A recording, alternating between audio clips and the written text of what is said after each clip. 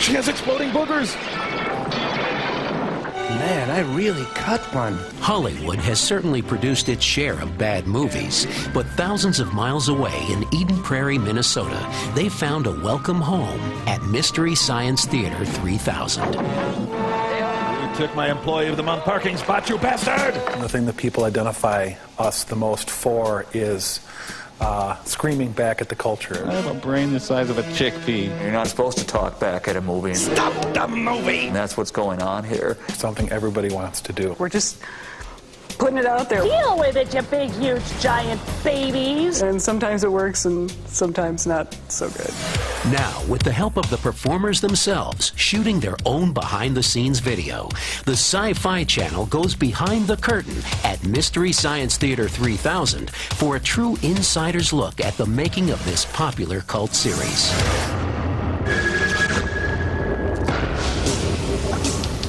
What's this? Hey, look at that. We're appearing as Crispix.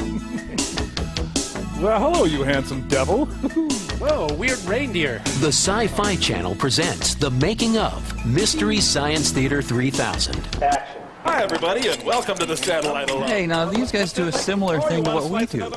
Anyway, there's Mel Gibson. Can I just get a piece of that shrimp before you turn it into shrimp pudding? Was that an Oak Ridge boy? Careful! Stop cutting already. I'm woozy from hunger, Mike. There's about a 1 in 4 chance we're going to come out of this alive.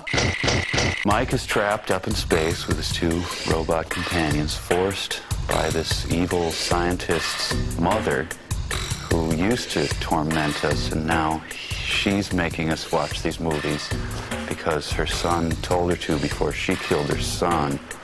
And, well, it gets confusing. Anyway, we're up in space watching bad movies. Her van is rigged where she can just press a button and show the movie. No. I don't think she has a long-term plan. I think she just wants to be antagonizing. I will dog you to the end of the universe. That's where she draws her life force. I'm sending you the worst movie I know. It's called Riding with Death, and it sucks on toes. Hang on, Bobo. Hang on. I'm not real clear on the logistics of it, but Pearl can do it. Mark my words. Whoa, hey, it's cool. Almost hit you when I swear, but it's mellow. It's really tough for us to get good movies, the right kind of good movies. Yeah, coming up on your mud flaps at 67. Coming up on your mud flaps. People have such cute names for sex. Good movies are bad movies that have good sound. My rigid grill structure is bearing down on your unprotected cargo door. But we love them when we get them because they really are the best of the worst. It all started in 1988 when Jim Mallon and Kevin Murphy hired Joel Hodgson to turn one of his hilarious sketch ideas into a television show. Thanks, Murph. Thanks for having us. Oh, what a movie. Not like they say on Wayne's World. It needed a name. I think they kind of just looked at each other and combined the words Mystery Science Theater. At first they thought 2,000, but 3,000 just seemed like 1,000 more. Oh, my ribs. Come in, Joel, my little space guy. Mystery Science Theater began airing in the fall of 1989. In the middle of the 5th season, Joel left the show. Okay, thanks. Bye-bye. The unenviable task of replacing him went to Mike Nelson. What's the name on that? Nelson. Mike Nelson? Felson? No, Nelson. Felson, right? No, Nelson. Nelson. Relson? Mike Nelson, the man himself, the man behind the character. I had been making broccoli balls at TGI Fridays and thought, oh, you know, this isn't as fulfilling as I thought it would be, so I'll try this out.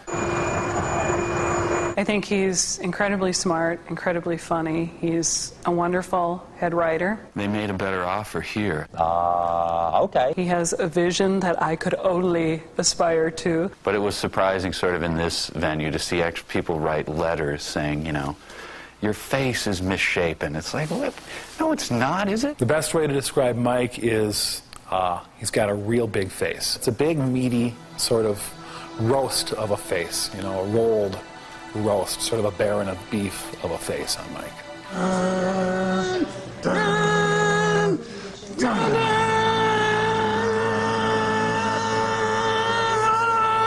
I do have one of the largest faces in show business. Thank you.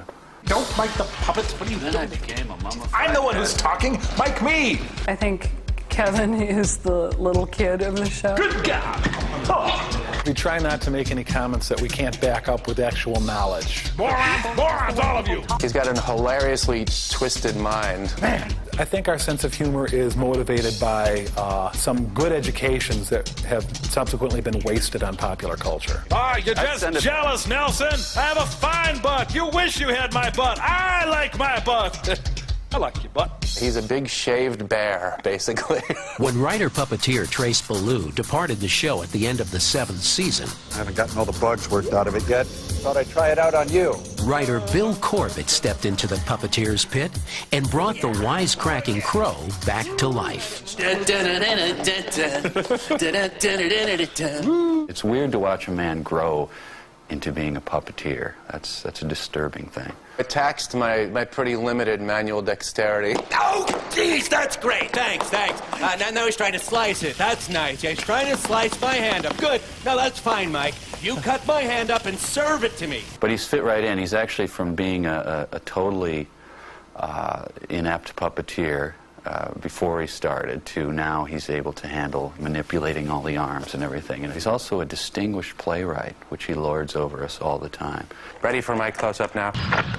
Your reports of my death were greatly exaggerated. And the changes continued. Writer-actress Mary Jo Pehl took over as Mike Nelson's new nemesis, Pearl Forrester.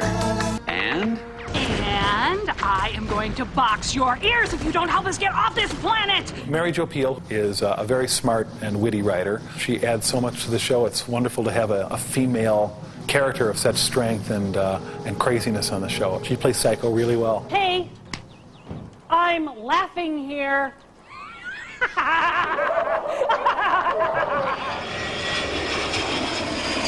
Flying around in her rocket Volkswagen, Pearl lands on strange new planets, allowing the writers to introduce hysterical, bizarre new characters to the show. Hey, what do you think of these characters? Pretty evolved. Action. Mike! We're under attack! We are now going through time and space and having fun with every science fiction and fantasy convention that we can get our hands on. A planet where apes evolved from men? My name is Bobo, Professor Bobo, son of Coco, and heir to the lineage of Dodo, Bogo, and Chim Chim. And I'm Peanut. After winning numerous awards, Daytime drama's most popular sexual predator, spawning a big screen feature film, and amassing an official fan club base of nearly 100,000 members, the phenomenon of Mystery Science Theater shows no signs of slowing down. We'll be right back. When the Making of Mystery Science Theater 3000 returns, we'll go behind the doors of the writing room for a look at the unique mystery science writing process. You wouldn't look good bald. And the shooting of the famous theater scenes. Hi, this is Bill Corbett here in the MST3K writing room, giving you a little tour of where the wackiness starts.